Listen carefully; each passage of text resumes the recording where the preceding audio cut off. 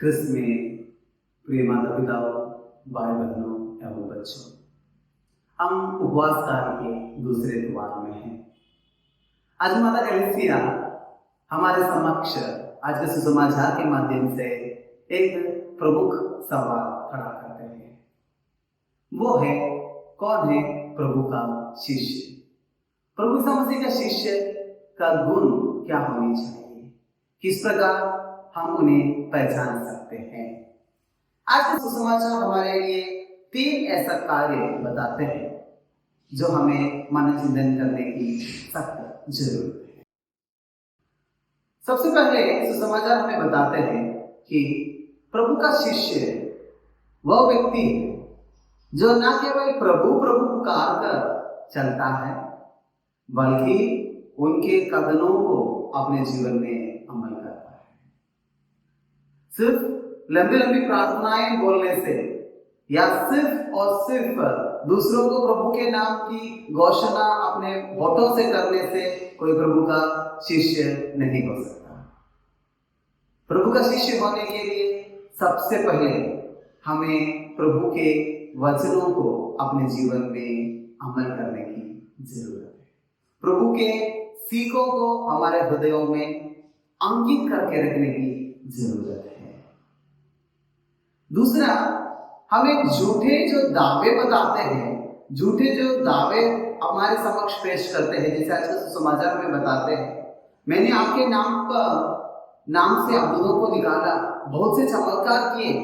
इन सारे लोगों से हमें थोड़ा सा समझना है, इन सारे लोगों से हमें थोड़ा दूर रहना है। प्रिय मित्रों, आज के सुसमाचार में बताते हैं, ऐसे जो झूठे दावे देते हैं उनसे दूर रहते हैं प्रभु का सच्चा शिष्य।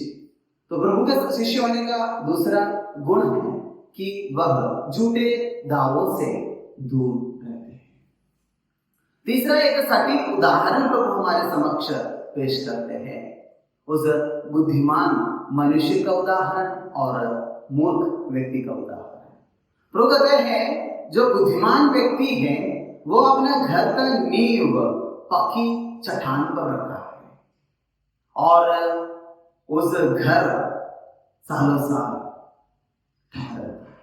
खड़ा रहता है।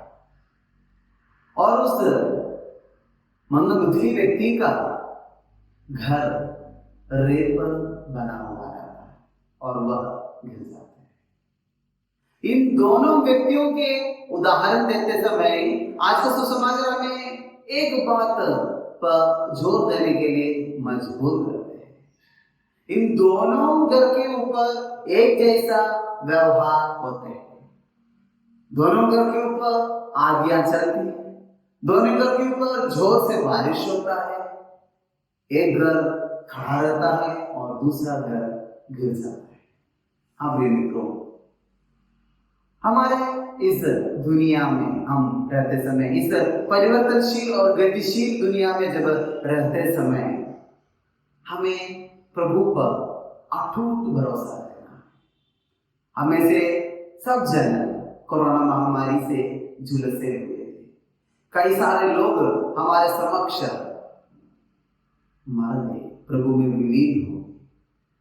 कई सारे लोग प्रभु पर जो आस्था है उसको छोड़ दिए, क्योंकि कई सारे लोग रातों अपने नींद को त्याग कर प्रभु के साथ समय बिताए।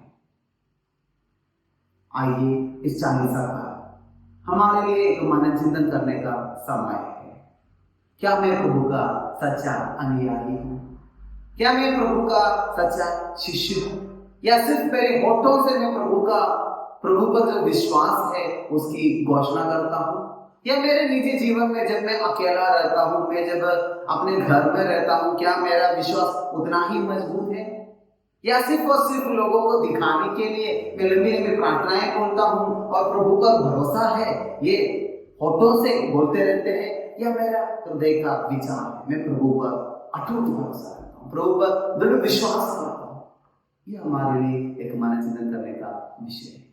इस चालीसा काल के दूसरे सप्ताह में जब हम प्रवेश करते समय प्रभु हमसे यही सवाल करते हैं, कितना मजबूत है आपका और मेरा विश्वास? क्या मैं प्रभु पर पूर्ण भरोसे के साथ, पूर्ण दावे के साथ या अन्य लोगों के समक्ष ये कह सकता हूँ या अपने आप से भी ये कह सकता हूँ कि मैं प्रभु का एक अटूट भरोसा रखने वाला इंसान हूँ।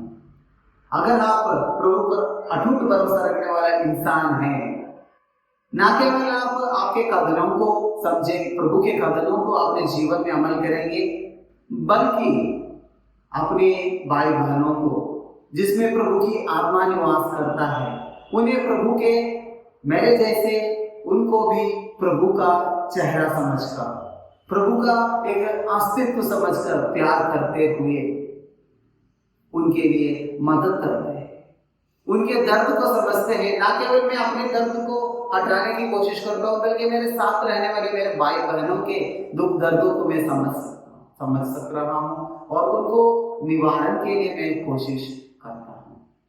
आइए हम विशेष रूप से इस चालीसा काल के दूसरे सप्ताह में प्रवेश करते समय प्रार्थना करें कि प्रभु मेरे विश्वास को मजबूत कर दीजिए। उस चट्टान पर खुदे हुए नींव बनाए हुए इस घर के संभाली मेरा विश्वास मजबूत बने रहे। मैं प्रभु पर अटूट विश्वास ना केवल अपने फोटो पे, बल्कि मेरे निजी जीवन में, मेरे व्यक्तिगत जीवन में, मेरे पारिवारिक जीवन में, मेरे सामाजिक जीवन में मैं दिखा सकूं और प्रभु पर अटूट भरोसा एक दूसरे के समक्ष न केवल अपने होठों से बल्कि निजी जीवन द्वारा पेश कर सकूं। आइए हम प्रार्थना करें। इस चालीसा काल में प्रभु का अनुग्रह आपके ऊपर, मेरे ऊपर बने रहे, ताकि जिस प्रकार प्रभु अपने परीक्षाओं पर फतह पाए, जिस प्रकार प्रभु अपने परीक्षाकर्ता के ऊपर विजय पाया, उसी प्रकार हम भी विपरीत परिस्थितियों पर विजय पा सके, विपरीत परिस्थितियों पर प्रभु के नाम को महिमान्वित कर सके। अपने छोटे से तुच्छ सा जीवन द्वारा प्रभु ने जो हमें विरासत में दिया है, उस जीवन के माध्यम से हम प्रभु को महिमान्वित कर सके और प्रभु का एक सच्चा चेला बनकर, प्रभु का एक सच्चा शिष्य बनकर, परमेश्वर की हर एक बात मानते हुए, ना केवल अपने होठों को स्वीकार करते हुए, बल्कि हर अपने निजी जीवन में प्रभु के हर एक बात को अमल करने वाला एक व्यक्ति बन सके। आइए प्रभु यीशु मसीह आप सभी को सशक्त बनाए, पिता, पुत्र और पवित्र आत्मा के नाम पर, आमीन।